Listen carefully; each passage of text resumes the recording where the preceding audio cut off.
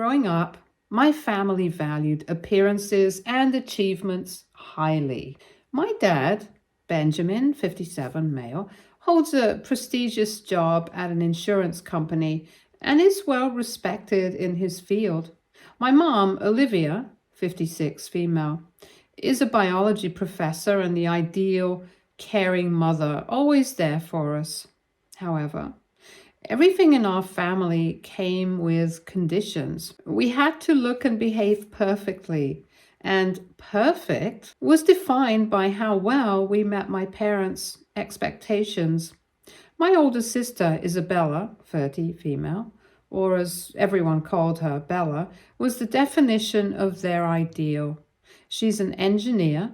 She is 4 years older than me, and she was incredibly successful and seemed to deal with life easily, always getting praised by everyone, receiving awards, and our parents admired her. On the other hand, I was quieter, more reserved, and a bit rebellious. I was smart but preferred to follow my own path. I had interests that did not always align with my parents' idea of success.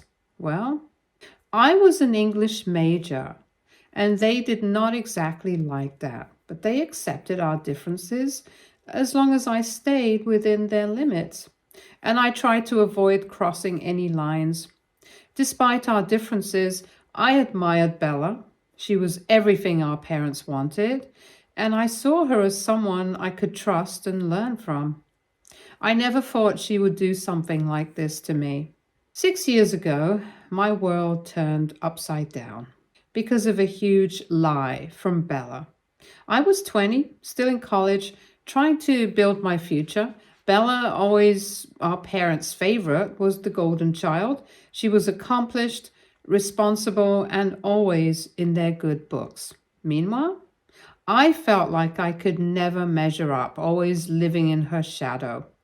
Things changed dramatically with Bella a few months before she told that lie. She asked me to help her cover up something risky she was involved in. Basically, she had made some poor choices and wanted me to keep my mouth shut about it. She was mixed up with some shady people and situations that made me uncomfortable and did not really sit right with me. And she wanted me to lie to our parents about it and give her an alibi. She said it was a family duty, claiming I owed her because she had always supported me. However, something felt wrong, and I did not want to get caught up in her plans. I was trying to keep my own life stable, and lying for her seemed like a clear path to disaster. I told her I would not do it, that I did not want to take any risks. She became furious, acting like my refusal was a huge betrayal. Her reaction was intense and even scary. I remember her warning that I would regret crossing her, that she would find a way to make me pay. At the time, I thought it was just drama and assured she would calm down. Looking back, that moment seemed to set off everything that happened next. Within weeks, Bella started to subtly undermine me, and soon after, she dropped a huge lie on our parents. Then she told our parents that I was selling drugs at college. This was a huge and terrible lie, and it shocked me. I had never even touched drugs, let alone sold them, but Bella said it so convincingly that my parents believed her without question. To this day, I cannot understand why she did it. We were not particularly close, but we were not enemies either. I mean, she is, or was, my sister. I could never even imagine that she would do something so messed up with me. This is a lie that could actually ruin my future, and in that moment, I genuinely thought it did. My dad, Benjamin, reacted like a storm. He did not ask me anything or let me explain. His anger hit me hard, deeper than I expected. I felt his disappointment and disgust as if I was no longer his daughter. My mom, Olivia, was quiet. But her silence hurt just as much. She looked at me with deep disappointment, as if I had ruined all her dreams for me. Meanwhile, Bella stood to the side, expressionless. She did not say a word or acknowledge the chaos she caused. She just watched as my parents kicked me out. That day, they threw me out of the house. I had no choice to explain or even understand what was happening. I left with nothing and had to drop out of college because I could not pay for it without their support. My future felt like it vanished overnight. In the following months, I stayed with friends, moving from couch to couch and doing whatever work I could find. I felt hopeless. I had big dreams, and everything I was working towards was just gone. I tried to reach out to my parents, hoping they would see the truth. Every call ended in them turning me away. My dad would hang up before I could say anything. My mom would just repeat her dismissive words, refusing to listen or think they might have been wrong. I kept wishing they would see through Bella's lies and remember who I really was. But they had already decided. In their eyes, I was guilty. And that was the end of it. Time passed and years went by, and gradually I learned to rebuild my life from scratch. I saved every dollar from my waitressing job and eventually returned to school part-time. It was tough, but I was determined to show myself that I could shape my future even without their help. During this journey, I met people who became my chosen family, friends who recognized my true self and supported me when my own family had turned away. They helped me see my value, aided my healing, and restored my self-belief. In time, I graduated, found a steady job, and started building a life I was proud of. Then I met my perfect fiancé, Mark, 27, male. He was kind and understanding, everything I had been missing.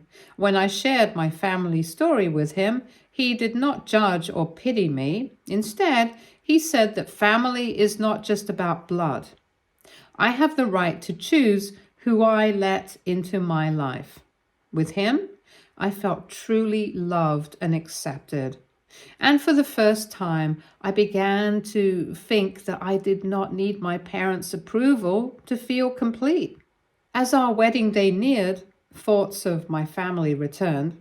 I had not seen them in 6 years, and part of me wanted to reach out, to give them a chance to make amends, but every time I thought about it, painful memories came rushing back.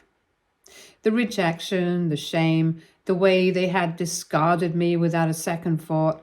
Why should they be part of one of the happiest days of my life when they had not been there during my toughest times?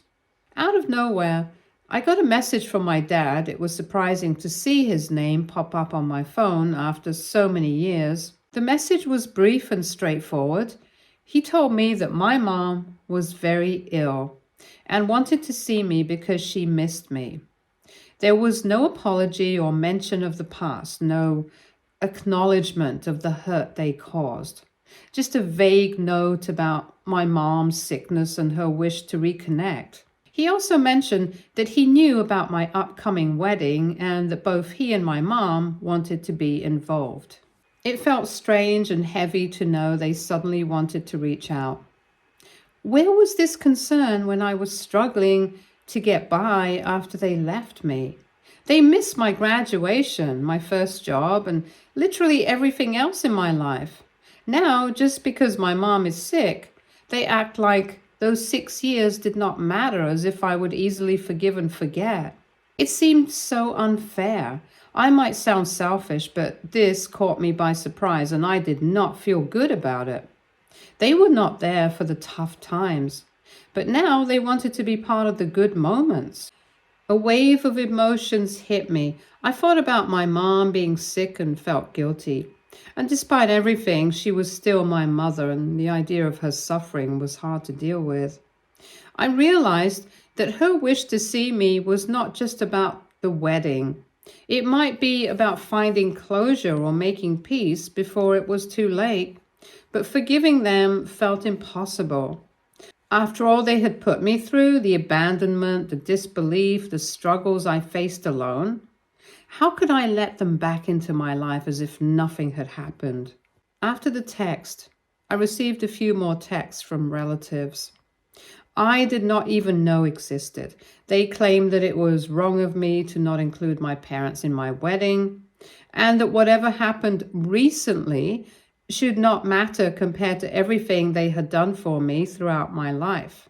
This really got on my nerves. It was hilarious how they showed up when I did not invite my parents to my wedding, but could not help me out when I was practically homeless.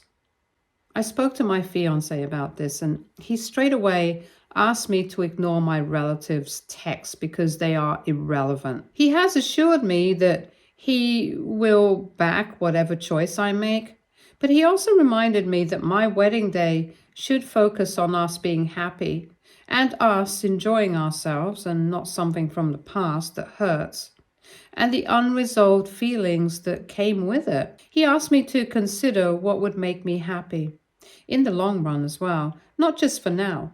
I keep wondering if I push them away now, am I only causing myself more pain? Or would allowing them back make things worse for me? I feel conflicted. I have worked hard to create a life without them, finding my way, building my life, and part of me wants to protect that myself and is scared that letting them back in could ruin everything I have built. But another part feels guilty, especially with my mom's health being a concern.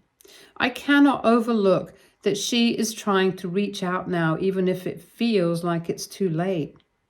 I keep thinking that including them in the wedding might be a way to finally move on and leave the past behind. But then I remembered that they bailed on me based on just Bella's words, without any proof or anything. I do not know if I can just forget about the past 6 years. My wedding is in a few months and I am really confused. Should I keep things the way they are or should I let them back in? To be very honest, I'm not sure if I want them back in my life. So I need some opinions. AITA for refusing to let my parents back into my life after they believed my sister's lies and abandoned me. It has been a few weeks since I posted. I read a few comments and I am relieved that most people think I am not being unreasonable here. Anyway, I still feel like I'm caught in a whirlwind. After receiving that message from my dad about my mom being sick and wanting to see me, I was really on edge. I thought about blocking their numbers, but I also worried I might regret not giving them a chance. Then, unexpectedly, my sister Bella reached out. Out of the blue, I got a text from her saying she heard I was getting married. She mentioned knowing about Mom being sick and wanting to fix things before it was too late. It felt like everything had changed in an instant. Bella, the one who had caused me so much pain, was now talking about family and healing. She expressed how much she missed me and emphasized the need for our family to come together. She said I had always been part of her life and that she wanted us to find peace. But all I could think about was her betrayal that had ruined everything. I was already unsettled by my dad's message, and Bella's text only added to my confusion. What did she expect from me? Did she really think I could just forgive her because of a few nice words? She did not apologize or acknowledge the problems she caused. Instead, she kept talking about how family was the most important thing, especially with Mom's health declining. It all felt insincere, like she was only reaching out now because of her own guilt. I could not help but wonder if there was another reason behind her message, something I was not seeing. She had been so cold and calculating when she lied about me, and I could not shake the feeling that this was more about her image than anything else. The thought of seeing Bella again after so many years felt like reopening an old wound. Still, the fact that my mom was sick made me feel something different. I felt bad for wanting to shut them out when there was a chance she wanted to make amends. But every time I thought about forgiving them, every single thing from the past came rushing back even stronger. I questioned if they would ever recognize the problems they caused for me. The idea of them at my wedding seemed almost ridiculous, as if they could just show up like proud parents after all this time. I kept thinking about my fiance's advice to focus on my long-term happiness. My wedding should be a joyful occasion, not a source of stress. But how could I find peace while holding on to all this anger? Could I really move on if I never let them back into my life? I could not picture Bella sitting in the front row as if nothing had happened. It felt wrong to even think about including them after everything they had done. I chose to respond to Bella, but I kept it brief. I told her I needed time to think and was not sure how I felt about her or our parents attending the wedding. I mentioned that I was not sure about how I felt about them given everything that has happened between us.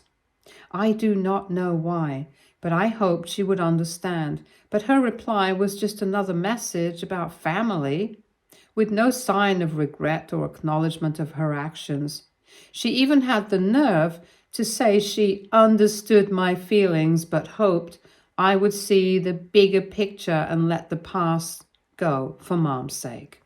After her response, I felt more confused than ever. I thought taking time to reflect on my feelings would help, but it only made things tougher. Relatives I had not heard from in years started reaching out and telling me to let go of my anger and warning that I would regret it if I did not reconnect with my family soon.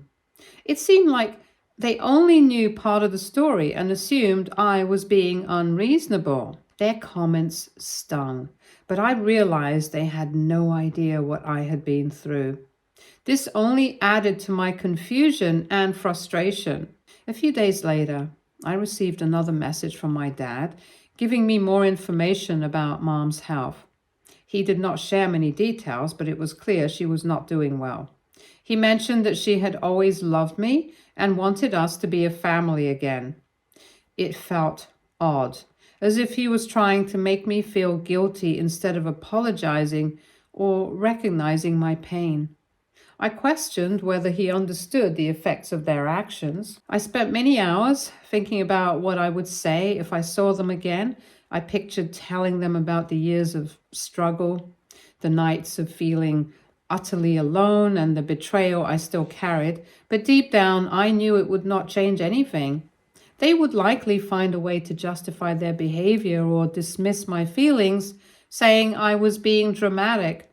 Still, the thought of my mom being unwell weighed on me. Was I wrong to hold on to my anger when she might be facing something serious? My fiancé has been a great support, reminding me that my feelings are important and that I can set my own boundaries. He promised to stand by me, no matter what I chose.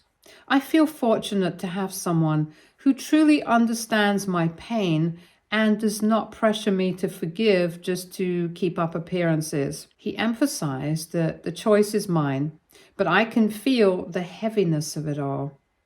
As the wedding approaches and the pressure is increasing, I am caught between wanting to let my parents and Bella back into my life for some peace and protecting myself from further hurt. My mom's illness complicates things even more. I worry that if I do not allow them back in now, I might regret it later. Yet, I also fear that opening the door could lead to more heartbreak. Bella's message keeps replaying in my mind, making me wonder if I'm being too harsh. But then I recall that she never showed any remorse or acknowledged the pain she caused. How can I move on when the past still feels so fresh? I'm left questioning whether forgiving them would truly help me heal or just reopen old wounds. My wedding should be a joyful occasion, but right now it is clouded by these unresolved emotions. I am at a point where I do not know if letting them back in would bring me closure or just more suffering. So here I am, still uncertain and still pondering, would allowing them back in my life be the right decision, or am I just setting myself up for disappointment? Hey, so it's been about 3 weeks since I last posted. A few days after the last update, I finally hit my limit and decided to visit my family. After weeks of putting it off, I could not ignore the fact that my mom was seriously ill. Part of me wanted to keep my distance, but I felt guilty and I knew I would regret not seeing her one last time if she did not get better. It was an hour-long drive over to their house, and during the drive, it was really hard to stay calm. But I kept telling myself I was doing this for my mom, not for my dad or Bella. But that did not make it any easier. I was scared to even see the house again. I mean, I had so many memories there. I spent all my life up until 6 years back in that house. I was forced to leave it, and now I felt almost forced to visit it again. When I arrived at the house, it felt strange. It had been so long, yet everything looked almost the same. To my surprise, my mom was the only one there, sitting in a chair by the window. I barely recognized her. My dad was not there yet, which was a bit of a relief, but I knew the confrontation was still coming. Seeing her so weak and tired broke my heart. She looked so small, and I just wanted to hug her and cry. I could only think of how much time was wasted. We could have spent so much time together if only Bella did not pull that stunt. I would not have been so shocked at Mom's state if I had the chance to be by her side all these years. I would have been able to help her some way or the other, but that chance was taken away from me by my older sister. Mom looked happy and sad to see me. For the first time in as long as I can remember, I did not see my mom as the authoritative figure I always tried to impress. She was just a mom, simply a person who had made mistakes. She sincerely apologized. She was very straightforward about the fact that she regretted not reaching out to me. She said she had not reached out all these years because she felt ashamed. She said that by the time she realized that Bella lied, it was too late and she thought I would never look back and forgive her. She also said that she had thought of reaching out to me multiple times. She wrote several letters that she never sent, and she apologized so many times. Hearing her express that made me feel weirdly sad, but also relieved. There was no talk of family obligations or expectations. No pressure to forgive her or forget about whatever had happened. Just her taking accountability for her mistakes and saying she was sorry. It was overwhelming to take in. Part of me wanted to shout and tell her how hard it was for me, but I could not. I just hugged her and told her it was all right. I really forgave her. It was like I was never mad at her. She was only left with regret, and I did not want to make it any worse. I just wanted to be by her side. My dad walked in, and the atmosphere changed immediately. He entered as if he was in control, acting like he had not done anything wrong. He did not apologize or acknowledge the pain they caused me. Instead, he treated my feelings like a petty issue, suggesting I should move on for the family. It seemed like he believed he was the victim because I had distanced myself for so long. He did not understand my mom's perspective at all. I tried to keep my cool, but anger kept rising inside me. When I expressed how hurt I was about everything that had happened and how I made ends meet in the last 6 years, he dismissed it by saying things like, "Oh, we thought we were doing what was best for the family." He refused to take any accountability for his actions and kept shifting the focus, making it seem like I was at fault for not contacting them over the years. I noticed my mom looked uneasy, but she stayed silent, maybe because she was tired of Dad. and our never-ending arguments, my dad continued to push, trying to make it seem like my choice to stay away was unjustified. It was infuriating, and I felt the familiar sense of powerlessness from my childhood, as if my voice did not count. I asked about Isabella and where she was, but they said she could not make it. It felt odd since she had reached out discussing family and forgiveness. Yet, when it was time to confront the situation, she was absent. Deep down, I was not really surprised. I figured she would stay away from any real conflict, even if she's the one who started everything. She had created this chaos and left everyone else to deal with it. After the visit, I felt exhausted instead of the calm I wanted. I sat quietly while my dad lectured me, thinking he could change my mind about forgiving them. However, I realized I did not need his approval and did not have to fit into a family that had let me go so easily. Before I left, my mom asked me to return soon. She sounded desperate and looked sad. I was not sure if I would come back, but I could not say goodbye forever. I hugged her and promised to keep in touch, asking her to reach out whenever she wanted or needed to. On the drive back to my house, I could not keep my mind straight. I felt conflicted. My mom's apology felt genuine and meant more to me than I thought, but my dad's attitude and Isabella's absence left me feeling bitter, bringing back the pain I had tried to forget. I wanted to forgive them and move on, but I did not know how to do it without losing my sanity. I forgave Mom. I have nothing against her anymore, but Dad and Bella, I'm not quite sure about them. My wedding is in a month, and I am unsure if I will invite them there or even keep them in my life. I'm sure I will stay in touch with Mom. I might invite her, but like I said, Dad and Bella, I'm not quite sure about them. Maybe it's better to move on without them, keeping a safe distance for my own peace of mind. It is tough, especially knowing my mom may not have much time left. I feel a mix of guilt, anger, and love, and I am still uncertain if I will ever find the closure I seek. I honestly do not really know what my next step will be. I will give an update if anything happens. Hey guys, it's been a long time since I gave an update. It has been 6 months and so many things have happened. I would have given an update sooner, but I just needed to process everything. Mark and I had a small private wedding. After everything with my family, we wanted a peaceful day focused on us. I decided to invite my mom and dad. My mom was very sick, and I knew I would regret it if she could not attend. It was easier to invite her because she had made an effort with me and we were okay. She acknowledged her mistakes, and I could understand that she truly wished things had been different. I chose not to invite Bella. It was not to hurt her. I just could not trust her not to create more drama. After the wedding, Bella texted me, upset about not being included. I told her I simply did not want her there, and then blocked her number. That felt like a relief, as if I had closed a painful chapter. Unfortunately, almost 2 months after the wedding, my mom passed away.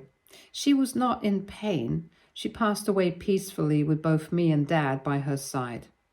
I was grateful for the time I had with her, even if it was brief. In her last days, she seemed softer and more like the mom I remembered. Sometimes we would sit in silence and it felt comforting. I was able to say goodbye, and I will always appreciate that. My mom's funeral was one of the toughest days of my life. It was a simple gathering with just family and a few close friends. I wanted to honor her and celebrate her life. Bella was invited as well, but we thought she would not show up because she never even reached out to us after Mom's death. But on the day of the funeral, she burst in, demanding to know why she was not at the wedding, making everything about her. It turned chaotic. Her yelling drowned out the nice words being said about my mom. I felt embarrassed and hurt. Dad had reached his limit. He was already struggling with losing Mom. My parents were high school sweethearts. They had spent over 40 years together, and it was clearly the worst thing that had ever happened to him. And Bella's selfishness pushed him over the edge. He stood up and told her to leave. He said she was disrespecting Mom's memory and that he never wanted to see her again. The room was filled with tension. Everyone was stunned into silence, and I felt mixed emotions. Part of me was relieved that Dad finally confronted her, but I was also anxious about the consequences. Bella stormed out, complaining about how unfair it was, but I thought it was necessary to protect the day from her drama. It felt like a turning point for both my dad and me. Even though we were not close, we both agreed that Mom deserved better than a chaotic funeral. Strangely, this experience brought my dad and me a bit closer. Our relationship is not great, and there is still some tension, but we have managed to be civil. He has not apologized for his part in everything, but he is respecting my boundaries now, and he said he would like to have me in his life. We may not be close, but it is peaceful, and that is enough for now. Baby steps, I guess. Being in the position I am in right now feels weird. I once thought I needed a big moment of forgiveness, but now I see I just needed to let go. Losing my mom was hard, but it brought me closure. I can cherish the good memories of her and leave the rest behind. Regarding Bella, I do not intend to reconnect with her. I have realized that not everyone understands that problems they create can affect people, and that is fine. I do not need her in my life anymore. Now I'm concentrating on my life with Mark and building something positive with him. Lastly, I want to express my gratitude to everyone for their support during this tough time. Your kind words and understanding have meant so much to me. Sharing my story has been a relief, and knowing that people care has made a difference. I appreciate everyone who took the time to read my updates and share their thoughts. It truly helps to know I am not alone in this journey. Thank you for being there for me. Stay tuned for more stories from our girl relationships.